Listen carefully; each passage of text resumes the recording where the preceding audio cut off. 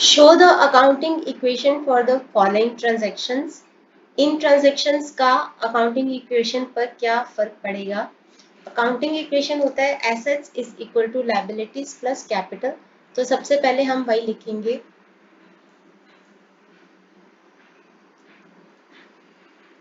Assets इधर लिखेंगे is equal to liabilities plus capital.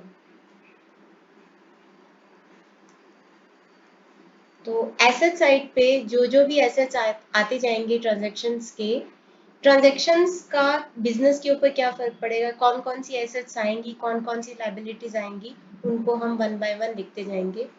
Gopinath started business with cash. Gopinath ने business start किया है कैश से। तो सबसे पहले बिजनेस में कैश आएगा। आपको सबसे पहला काम करना है कि यहाँ पे इक्वेशन नंबर 1 लिखकर यही Gopinath started business with cash 25,000 लिख लेना है। स्पेस की कमी होने की वजह से मैं यहाँ पे नहीं लिख रही हूँ, तो मैं सीधे लिख रही हूँ कैश। कैश को हमने एसेट साइड पे लिखना है क्योंकि ये एक एसेट होता है। तो बिजनेस के अंदर 25,000 का कैश आ गया। अब बिल्कुल इसके सामने मुझे लिखना है कैपिटल। अगर कोई प्रोप्राइटर बिजनेस के अंदर कैश, गुड्स या एसेट्स लगाता है तो उसको उसका कैपिटल माना जाता है। तो ये उसकी 25,000 की कैपिटल हो जाएगी। उसके बाद है, अब देखो हर एक ट्रांजैक्शन का फर्क ये पड़ेगा, इफेक्ट ये होगा कि हमारी अकाउंटिंग इक्वेशन हमेशा सेम होगी। जैसे एसेट साइड का टोटल आया 25,000 और लायबिलिटी प्लस कैपिटल साइड का टोटल आया है 25,000। तो ये हमेशा एक दूसरे की इक्वल होनी चाहिए दोनों sides. Purchase goods from Shyam. अगर आपको लिखा रहे कि परचेज गुड्स तो दैट मीन्स वो कैश है। परचेज गुड्स फ्रॉम श्याम सिर्फ पार्टी का नाम लिखा रहे, कुछ नहीं लिखा तो वो उसका मतलब वो क्रेडिट है। अगर लिखा रहता कि purchase goods from Shyam for cash तो वो कैश होता। अब उसने उधार पर गुड्स खरीदी है। जब वो गुड्स खरीदेगा तो सबसे पहले तो उसके पास गुड्स आएंगी, इसको हम एसेट साइड पे दिखाएंगे और इसका नाम है स्टॉक। इसका नाम है स्टॉक। ये है सेकेंड ट्रांजैक्शन का फर्क पड़ेगा इसके ऊपर। तो यहाँ पे हम 25,000 टोटल करेंगे और यहाँ पे 25,000 टोटल करेंगे दिखाने के लिए कि हमारी अकाउंटिंग इक्वेशन सेम है।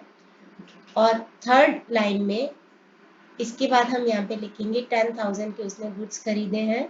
तो स्टॉक के अंदर 10,000 रुपीज लिख देंगे कि इतने का स्टॉक आ गया, एक एसेट बढ़ गई। अब उसने ये गुड्स, अगर खाली पार्टी का नाम लिखा है तो दैट मीन्स उसने उधार पर खरीदे हैं, क्रेडिट पर खरीदे हैं। जब वो किसी से उधार पर चीजें खरीदेगा तो वो उसकी लायबिलिटी को बढ़ा देगा। तो लायबिलिटी साइड के अंदर हम लिखेंगे, नाम नहीं लिखेंगे श्याम का, क्रेडिटर लिखेंगे। क्रेडिटर वो होते हैं जिनसे हम उधार पर गुड्स खरीदते हैं। तो क्रेडिटर के एकदम सामने हम लिख देंगे 10,000 क्योंकि 10,000 के गुड्स खरीदे हैं, बिल्कुल स्टॉक के बिल्कुल कॉरेस्पॉन्डिंग। तो इसका असर क्या हुआ, इधर 25,000 के ऊपर कोई फर्क नहीं पड़ा, 25,000 ही था। प्लस क्रेडिटर साइड में अभी तक कुछ नहीं हुआ, वो हम एंड में भी कर सकते हैं। तो 10,000 प्लस 25,000 30,000। इधर कैश सेम रहेगा क्योंकि हमने कैश का कोई यूज नहीं किया। तो 35,000 इज इक्वल टू 35,000। तो ये आपकी अकाउंटिंग इक्वेशन सेम हो जाएगी। उसके बाद है sold goods to Sohan costing 1800 at 1500। 1800 की जो गुड्स थी उसने सोहन को बेच दी है, उसने सोहन को बेच दी है, लेकिन बेची है लॉस पर क्योंकि 1500 पर बेची है। तो सबसे पहले तो गुड्स कितने की गई उसके पास से, जितनी कॉस्ट की वो गुड्स बेचता है उतने की गुड्स उसके स्टॉक में से खत्म हो जाएंगी। यानी कि स्टॉक में से 1800 को हम माइनस कर देंगे। अब जब पार्टी का नाम लिखा हो, खाली जैसे परचेज गुड्स में था पार्टी का नाम लिखा था, यहाँ पे भी सोल्ड गुड्स टू सोहन लिखा है, पार्टी का नाम लिखा है। तो दैट मीन्स कि ये जो ट्रांजैक्शन हुई है वो क्रेडिट पर हुई है, यानी कि उधार पर उसने गुड्स बेचे हैं। जब भी हम जिस पर्सन को गुड्स उधार पर बेचते हैं वो हमारा डेटर बन जाता है, वो हमारा डेटर बन जाता है, और डेटर हमारे लिए एक एसेट का काम करता है। अब उसने 1800 के गुड्स बेचे थे, लेकिन कितने पर बेचे? 1500, यानी कि सोहन को हमारे 1500 रुपीज देने हैं, तो सोहन हमारा 1500 का डेटर बन गया। यहाँ पे 1800 के गुड्स थे, 1500 पे बेचे, यानी कि 300 के लॉस पे बेचे हैं।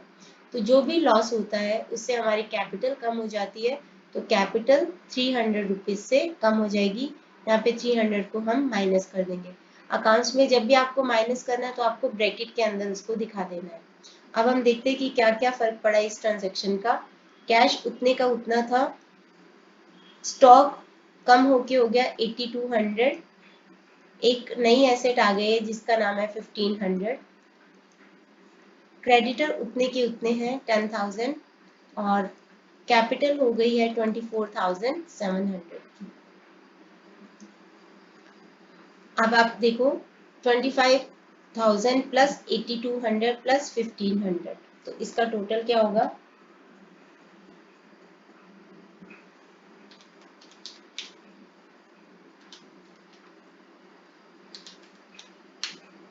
34,700।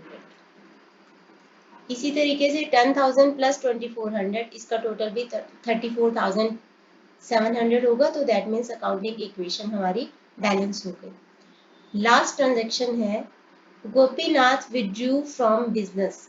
गोपीनाथ यानी कि प्रोप्राइटर होगा, गोपीनाथ ने बिजनेस शुरू किया है, उसने बिजनेस में से पैसा निकाला 5,000। जब भी कोई प्रोप्राइटर बिजनेस में से पैसा निकालता है तो हम उसको बोलते हैं ड्राइंग्स। ड्राइंग्स बोलते हैं, पैसा निकालता है या गुड्स निकाली या एसेट निकाली अपने पर्सनल यूज के लिए, तो उसको हम बोलते हैं ड्राइंग्स। ड्राइंग्स की अमाउंट से सबसे पहली चीज उसने कैश निकाला है, तो 5,000 से हमारा कैश कम हो गया, तो 5,000 कैश में से माइनस कर देंगे। अब है 5,000 की ड्राइंग्स। ड्राइंग्स से हमारी कैपिटल कम हो जाती है, ड्राइंग से हमारी कैपिटल कम हो जाती है। ड्राइंग्स रिड्यूसेस आवर कैपिटल, चाहे वो गुड्स में भी निकाले चाहे वो एसेट निकाले, उससे हमारी कैपिटल कम हो जाती है, तो ड्राइंग्स को हम कैपिटल में से माइनस कर देंगे।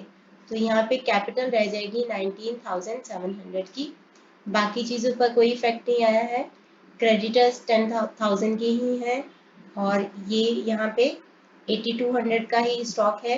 कैश हमारा कम होके हो गया 22,000 का,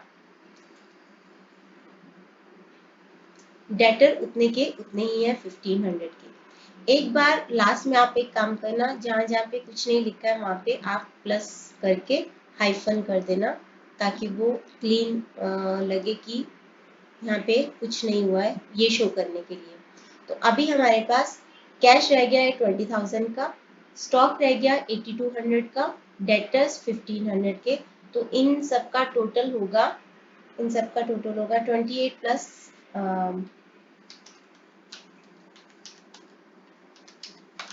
29,700। यहाँ से भी पता चल ही रहा है कि आंसर हमारा करेक्ट है, और क्रेडिटर है 10,000 के और कैपिटल है 19,700, तो दैट मीन्स इस साइड का टोटल भी 29,700 ही है, तो हमारी अकाउंटिंग इक्वेशन बैलेंस हो गई।